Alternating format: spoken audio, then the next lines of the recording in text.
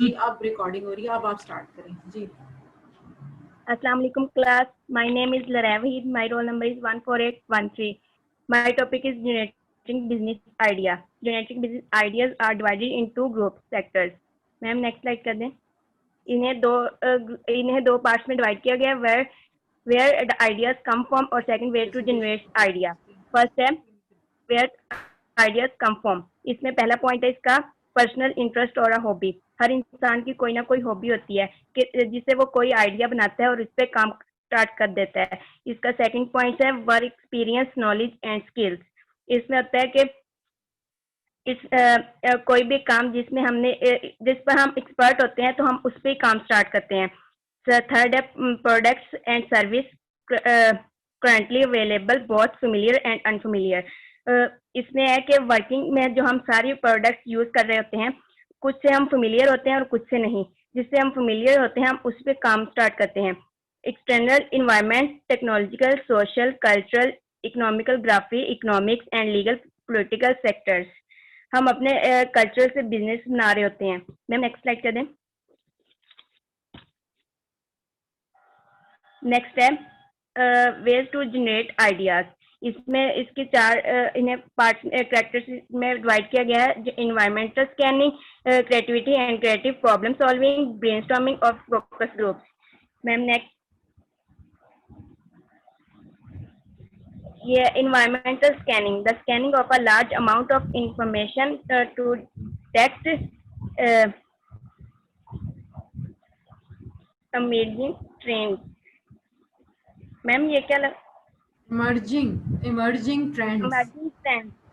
इसमें है कि हम एक इन्वायरमेंट में रहते होते हैं, हमारे पास बहुत सी इंफॉर्मेशन होती है।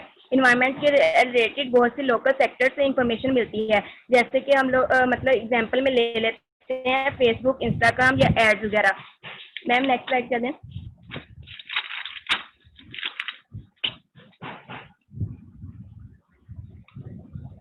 आगे creativity and creative problem solving. इसमें है कि इसका पहला पॉइंट है चेकलिस्ट मेथड। इसमें यह रहता है कि लोग अपने प्रोडक्ट जो सेल कर रहे होते हैं उसके मुताबिक लोगों से राय लेते हैं।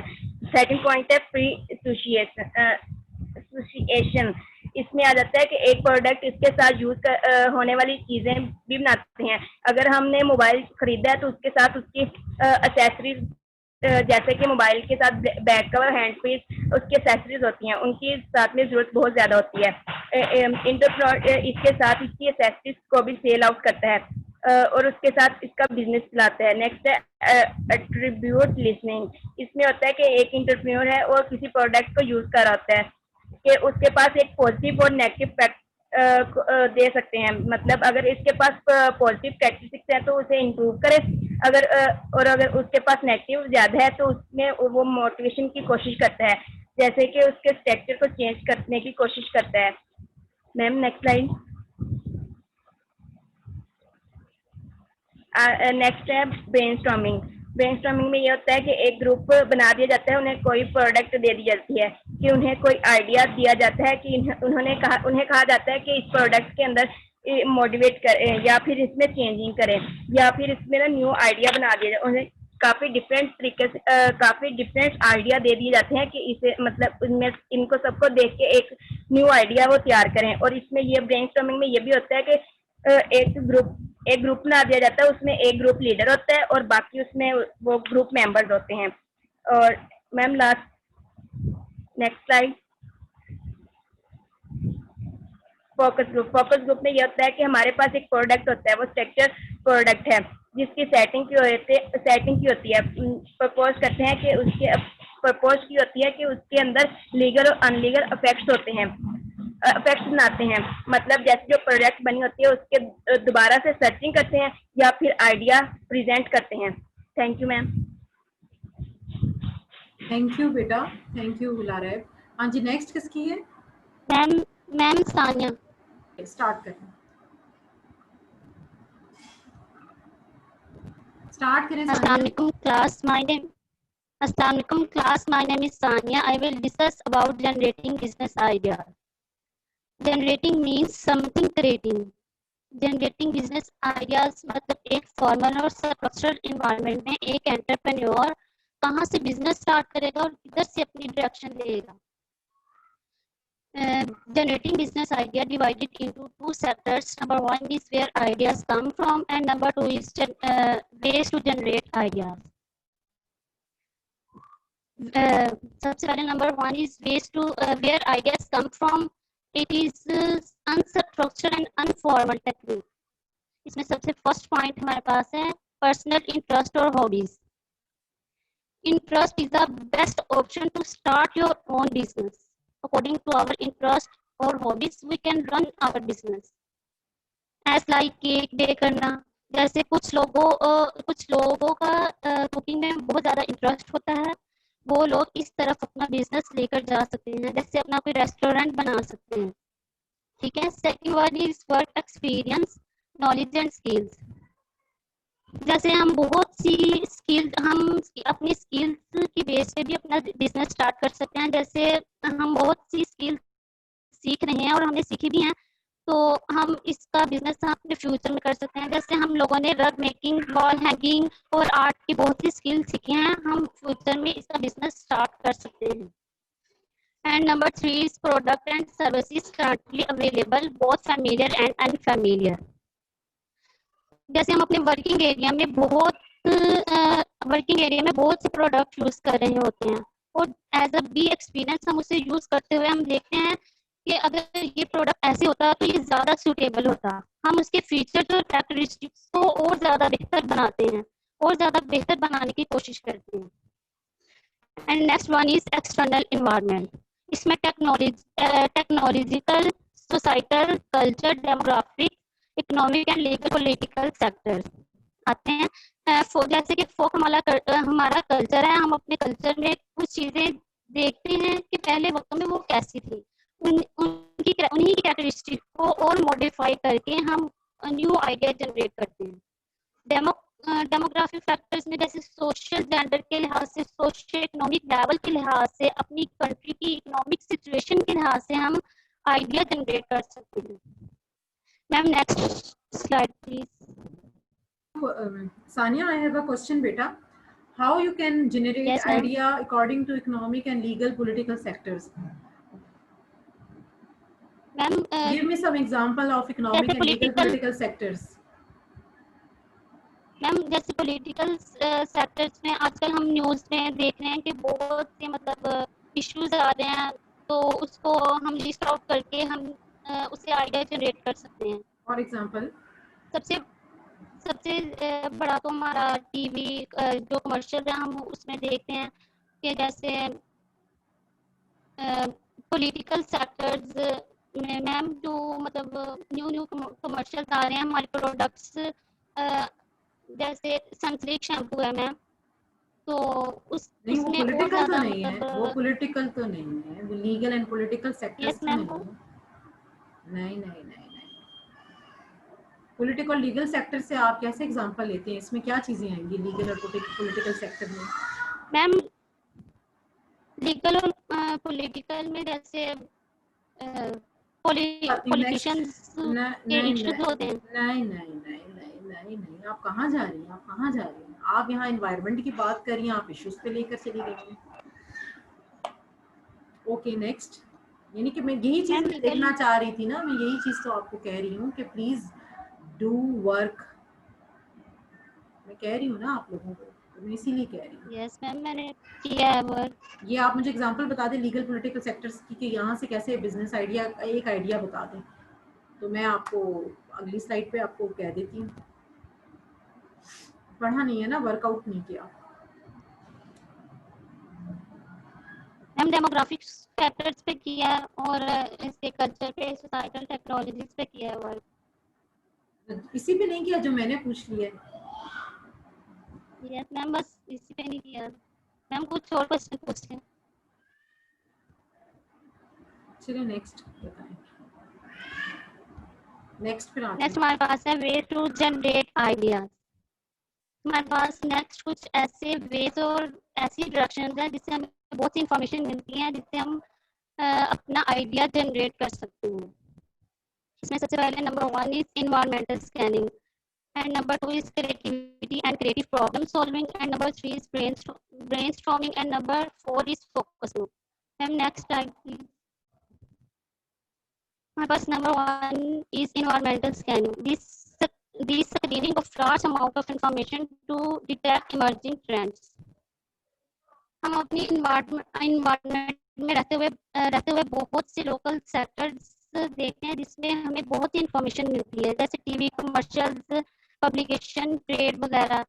तो जैसे अब फॉर एग्जांपल अब बहुत कोरोना वायरस फैला हुआ था, तो लोगों ने उससे इस इन्वायरमेंट को स्कैन करते हुए सैनिटाइजर, मास्क वगैरह तैयार किए और उसका बिजनेस स्टार्ट किया। Ma'am next slide.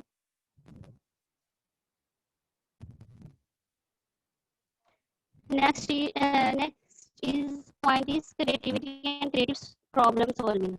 It is a structured technique. Number of specific approaches can be used. We use 3 methods. Number 1 is checklist method, and number 2 is free association, and number 3 is attribute listing. सबसे पहले हमारे पास है checklist method, in which an entrepreneur uses a list of questions or statement or develop a new idea. इसमें एक entrepreneur लोग अपने customer से प्रोडक्ट के बारे में क्वेश्चंस करते हैं और आफ्टर दैट उसे लिस्ट आउट करता है, जो उसमें कमी होती है या फिर और ज़्यादा बेहतर बनाना होता है, उसे लोग उससे क्वेश्चन करते हैं और उसे लिस्ट आउट करता है और आफ्टर दैट उसका सोल्यूशन निकालता है। चेकलिस्ट मेथड में कितने ऑप्शंस होते हैं? आपने कोई चेकलिस्ट मेथड नेट पे सर्च की है? चेकलिस्ट इसमें हम क्या ऑप्शन होता है? क्वेश्चन था, ये क्या था? चेकलिस्ट मेथड में क्या था? क्वेश्चन था। यस मैम, इसे हम मतलब क्वेश्चन में कितने ऑप्शन थे? क्वेश्चन था, तो क्वेश्चन में क्या ऑप्शन थे? क्लोज क्वेश्चन थे, ओपन क्वेश्चन थे? Ma'am open question. Checklist method is related with closed question. ठीक है? क्लोज क्वेश्चन कैसे होते हैं? Yes ma'am. ओपन क्वेश्चन कैसे होते हैं? क्लोज क्वेश्चन कैसे होते हैं? कोई बच्चा बता सकता है? There is some difference between close question and open question. देखिए ना, दिस इज द, मैं आपको कह तो रही हूँ आप लोगों ने। ओपन क्वेश्चन ये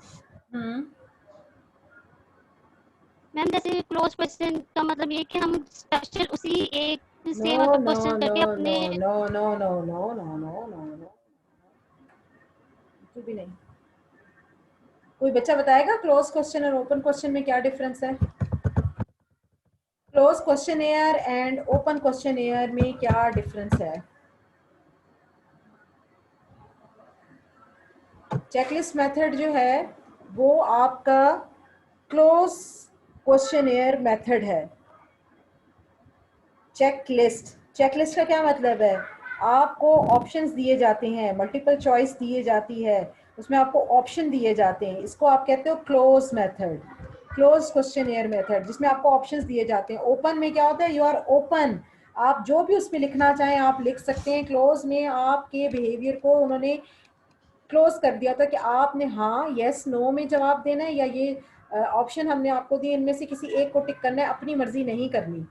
इन चॉइसेस के अलावा आपने कोई और चॉइस नहीं लिखनी। इन चारों में से या इन तीनों में से या इन दोनों में से किसी एक को आपने करेक्ट करना है, या किसी एक को आप जो मोस्ट रेलेवेंट है उसको टिक करना है।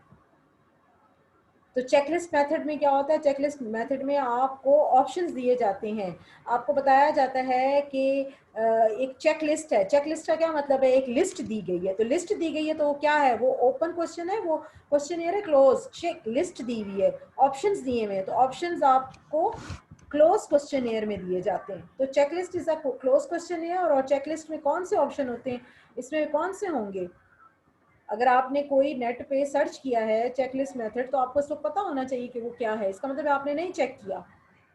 फ्री एसोसिएशन क्या है, ओपन क्वेश्चन मेथड है, या ये तो आपको, दीज आर नॉट मेथड, ये जो मेथड्स हैं ये टाइप्स नहीं है क्रिएटिव और क्रिएटिव प्रॉब्लम सॉल्विंग के, ये एग्जांपल्स हैं कि अगर आपने कोई प्रॉब्लम आइडेंटिफाई करनी है या आपने कोई चीज़, एंटरप्रेन्योर ने कोई नई चीज़ क्रिएट करनी है, तो वो क्रिएट करने के लिए उसको क्या किन एग्जांपल्स के थ्रू वो, या कौन से ऐसे मेथड हैं जिनके थ्रू वो चीज़ों को क्रिएट करेगा। तो कहते हैं बहुत सारे अप्रोचेज उसमें डेवलप किए जा सकते हैं, जिनमें से कुछ एक इस वक्त आपके सामने है। Number 1 is checklist method, number 2 is free association, and number 3 is attribute listing. आप खुद कह रहे हो आपने मेहनत की है, लेकिन अब आप खुद फंस रहे हो सारे बच्चे। ये मैं question Sania please don't get कि आप इसको पर्सनल ले Yes, रहे हो। ma'am. मैं पर्सनल आपको कोई वो इसके ऊपर आपको वो नहीं कर रही, मैं इसमें यही बताने की आप सबको कोशिश कर रही हूँ कि अगर आप इस टॉपिक के ऊपर काम कर रहे हो तो या तो मेरे लेक्चर को अच्छी तरह से सुने, और अगर वहाँ पर आपको नहीं समझ आ रही तो प्लीज़ आप इनको नेट पर गूगल करके देखें, इनके ऊपर मटेरियल कलेक्ट करें। सानिया, इस वक्त अगर कोई और भी होता, मैंने लारा ऐप को जाने दिया, लेकिन मैंने लारा ऐप को ये बिल्कुल नहीं कहा कि उसने अच्छी प्रेजेंटेशन दी है, क्योंकि मेरा ख्याल था कि अगर आप बार बार इस टॉपिक के ऊपर आ रहे हैं तो आप इस टॉपिक में कुछ नई चीज़ें आइडेंटिफाई करके ला रहे हो। क्योंकि मैं इस वक्त अगर पूछ रही हूँ कि चेकलिस्ट मेथड क्या मैम है, ये तो मैंने कोई बच्चा भी नहीं बता रहा। फ्री एसोसिएशन बता रही हूँ, कोई बच्चा भी नहीं बता रहा। एट्रीब्यूट लिस्टिंग बता रही हूँ, कोई बच्चा, इवन जिन बच्चों ने दे भी दिए वो भी नहीं बता रहे कि इसका क्या मतलब है। इसलिए इसके ऊपर मेहनत करें सानिया, ठीक है, और अपनी प्रेजेंटेशन को बेटा मजीद बेहतर yes, ma'am. बनाएं, ठीक है। Got my point? Yes, ma'am. क्या आप कंटिन्यू करना चाहते हो तो कर लो, एंड कर Yes, लो, ma'am. या अगर नहीं करना चाहते तो देख लें कैसे करना है अब आपने बेटा। सानिया, क्या करना है बेटा, इसको गो थ्रू होना है। Yes, ma'am. मैम मैंने आपका बहुत अच्छे से मतलब लेक्चर सुना भी है और उसे मतलब ठीक से प्रिपेयर भी किया है। ये आपके सामने है बेटा, मैं क्वेश्चन पूछ रही हूँ, आपको जवाब ही नहीं आ रहा। मैम वैसे मैंने और मटेरियल इस पे सर्च नहीं किया, सिर्फ आप वाला ही मैंने मतलब किया है। तो मैं आपसे ये पूछ तो तो रही हूँ, मजीद मुझे इस पे बताएं ना, सर्च चेकलिस्ट मेथड क्या होता है, फ्री एसोसिएशन क्या होता है, एट्रीब्यूट लिस्टिंग क्या होता है। अगर आपने इसमें मेहनत की है तो मुझे बताएं। मैम फ्री एसोसिएशन एक मतलब चेन होती है, जैसे whereby entrepreneur develop a new idea through a chain or word association. आप मेरी बात सुने, आप और काम करना चाहती हैं या बस आज ही प्रेजेंटेशन देकर एंड करना चाहती हैं? मैम ठीक है, अगर आपको अच्छी नहीं लगी तो मैं नेक्स्ट और वेरी गुड, प्रिपेयर कर लूँगी। वेरी गुड सानिया, मैं आपसे ये एक्सेप्ट करती थी कि आप मुझे यही जवाब देंगी कि आप मेहनत करेंगी और दोबारा इस पर अच्छी प्रिपरेशन करके आएंगी। ठीक है सानिया, आपको मैं टाइम दे रही हूँ, आप इस पर मेहनत करें बेटा और दोबारा से इसको अच्छे तरीके से करें। मार्क्स लेने हैं तो लारा ऐप भी अगर दोबारा देना चाहती हैं तो लारा ऐप मेहनत करके दोबारा दे दें, लेकिन प्लीज़ फिर मुझसे ये डिमांड ना कीजिएगा लारा ऐप के नंबर कम दिए या ज़्यादा दिए, ठीक है।